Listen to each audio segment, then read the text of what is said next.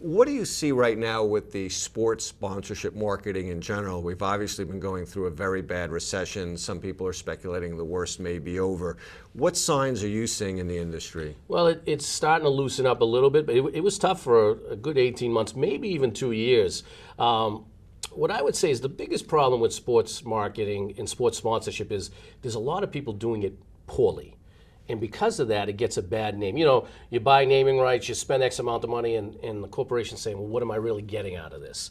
So we really have to be more disciplined in the industry. I don't want you to give away any secrets of any of your clients, but are there any examples that you can provide of advice that you've given clients to go to sponsors and say, you know, this is how I will help you maximize your return on investment? Yeah, you know what, and I'm gonna upset a couple of big CEOs in some places. CEOs should not buy sponsorship, okay? What they're doing is they're ego buying. So they're going out and saying, oh, I like the Red Sox, I like the Yankees. I want to buy that because I'm a fan of the team. They should stop that right away. They've hired a CMO, they've hired someone in charge of marketing. There should be a strategy in place. Here's what they're trying to accomplish. Well, stick to the strategy, okay? If your favorite team happens to fit in, then that's a different story. But there's a lot of money wasted on ego buys.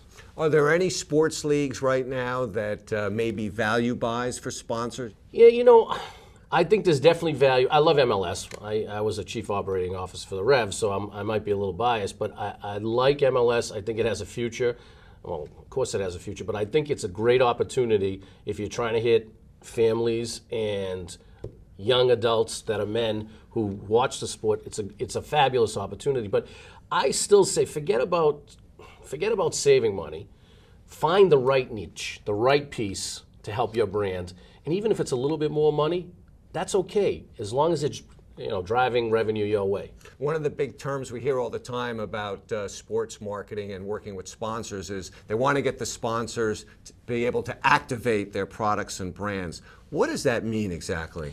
So many companies, you know, if you just buy a sign, you're really not getting your money's worth. You really have to have an all-encompassing package to make sure that you're driving consumers to your brand. I used to always tell our people, we sell signage and media and logo rights to recognize revenue, but we're in the business to help people do business.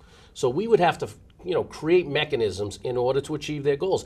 And activation brings the sponsorship to life, drives consumers to interact with their brand. And what were some of the things you did to actually build up the relationship with some of the sponsors when you moved into the new stadium? First meetings was the biggest change. Stop presenting, stop pitching, and start listening.